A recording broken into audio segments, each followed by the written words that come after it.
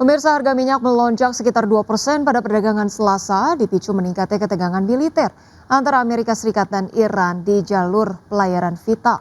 Insiden jatuhnya drone Iran oleh militer Amerika dan gangguan terhadap kapal tanker berbendera Amerika di Selat Hormuz memicu kekhawatiran pasar bahwa upaya diplomasi untuk meredakan konflik kedua negara terancam gagal.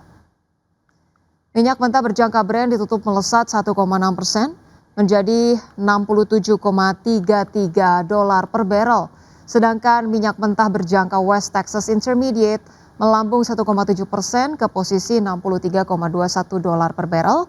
Lonjakan ini terjadi hanya hari setelah kedua pasokan minyak tersebut anjlok lebih dari 4% menyusul pernyataan Presiden Donald Trump bahwa Iran mulai menunjukkan keseriusan dalam berdialog dengan Washington. Namun situasi di lapangan berubah cepat setelah militer Amerika menembak jatuh sebuah drone Iran yang dinilai mendekat secara agresif ke kapal induk Abraham Lincoln di Laut Arab. Di saat yang sama, sekelompok kapal cepat bersenjata Iran dilaporkan mendekati tanker berbendera Amerika di utara Oman, wilayah strategis di mana sebagian besar ekspor minyak dari anggota OPEC melintas menuju Asia.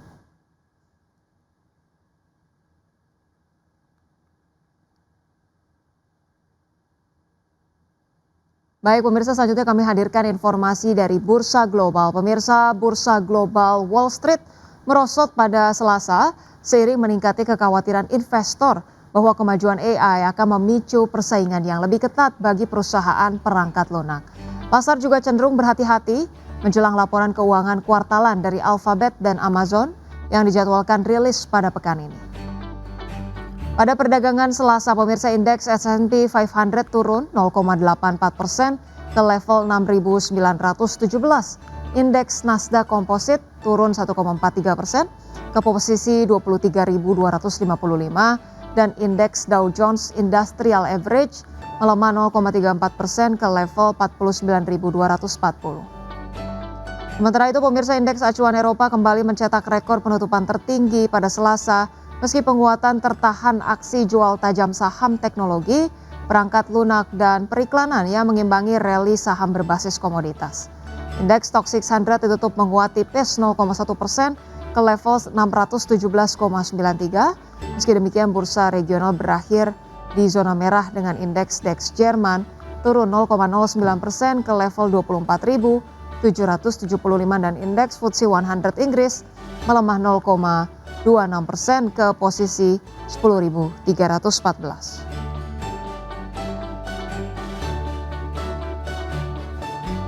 Pemirsa, PT Merdeka Copper Gold Tbk membidik kenaikan volume produksi emas mencapai 180 hingga 205 ribu ons di tahun 2026. Target optimistis tersebut sejalan dengan proyek tambang emas Pani yang dijadwalkan memulai produksi emas perdana pada kuartal 1 2026. PT Merdeka Copper Gold Tbk membidik kenaikan volume produksi emas pada 2026. Setelah meraih pendapatan tidak diaudit sebesar 1,89 miliar US dollar atau sekitar 31,7 triliun rupiah tahun lalu. Presiden Direktur PT Merdeka Copper Gold Tbk Albert Saputro menyampaikan bahwa pada 2025 lalu, perseroan berfokus pada penguatan disiplin operasional serta penyelesaian sejumlah agenda strategis. Lini bisnis emas menjadi kontributor utama melalui tambang emas 7 Bukit yang memproduksi 103.156 ons emas sepanjang 2025. Dari sisi penjualan, perseroan melepas 104.168 ons emas dengan harga jual rata-rata $3.138 per ons, melesat 32% dibandingkan dengan tahun sebelumnya. Sementara itu, proyek tambang emas Pani yang dikelola PT Merdeka Gold Resources Tbk telah menyelesaikan serangkaian tahap commissioning pada akhir 2025.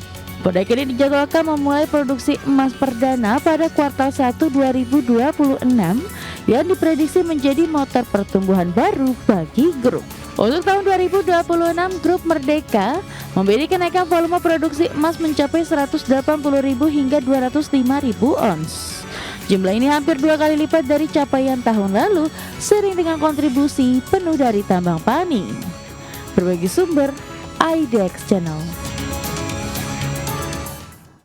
Pemirsa, PT Impact Pratama Industri Tbk atau IMPC mengumumkan rencana pembelian kembali atau buyback saham yang telah dicatatkan di Bursa Efek Indonesia. Ya, nilai buyback dipatok maksimal 500 miliar rupiah dan akan dilaksanakan selama 3 bulan mulai awal Februari hingga awal Mei 2026. PT Impact Pratama Industri Tbk atau IMPC mengumumkan rencana pembelian kembali atau buyback saham yang telah dicatatkan di Bursa Efek Indonesia. Nilai buyback dipatok maksimal 500 miliar rupiah dan akan dilaksanakan selama 3 bulan mulai awal Februari hingga awal Mei 2026. Dalam keterbukaan informasi, manajemen IMPC menyebut jumlah saham yang akan dibeli kembali setara 0,3% dari modal ditempatkan dan disetor, atau sekitar 166 juta saham. Dana buyback akan menggunakan dana internal dengan tetap menjaga kesehatan keuangan dan kecukupan modal kerja perusahaan. IMPC menegaskan, aksi korporasi ini tidak memberi dampak material terhadap kinerja usaha maupun keuangan perusahaan.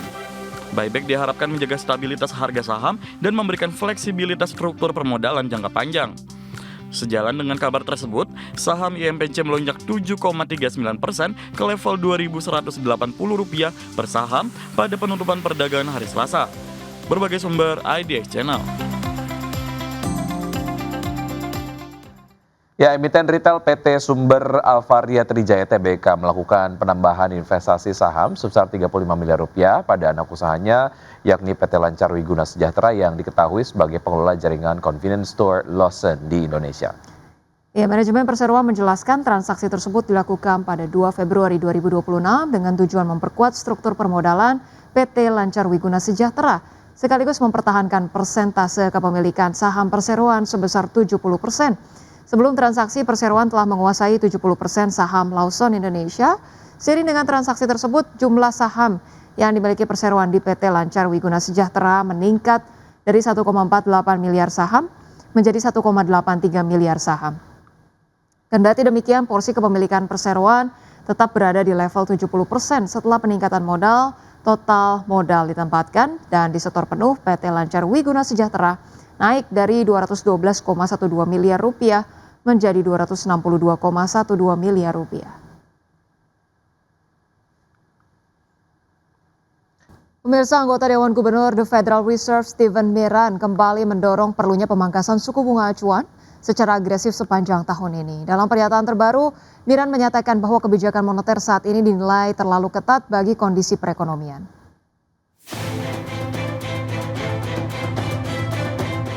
Gubernur The Federal Reserve Steven Miran kembali mendorong perlunya pemangkasan suku bunga acuan secara agresif sepanjang tahun ini.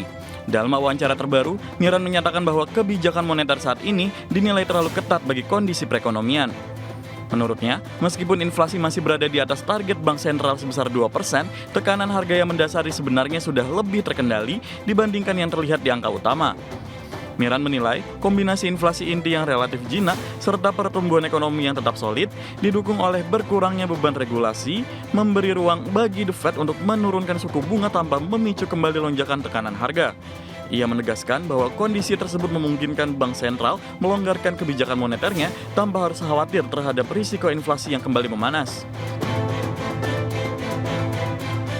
Pernyataan Miran menambah dinamika perdebatan di kalangan pejabat moneter Amerika Serikat terkait arah kebijakan suku bunga pada 2026 di tengah kondisi inflasi yang mulai mereda namun pertumbuhan ekonomi tetap kuat. Sebagai catatan, masa jabatan Miran sebagai gubernur The Fed secara resmi telah berakhir pada akhir Januari, namun ia masih tetap menjabat hingga pejabat baru dikonfirmasi untuk mengisi posisinya. Adapun pada Jumat pekan lalu, Presiden Amerika Serikat Donald Trump mengumumkan mantan gubernur The Fed, Kevin Warsh, sebagai kandidat pilihannya untuk memimpin Bank Sentral Amerika Serikat. Berbagai sumber IDX Channel.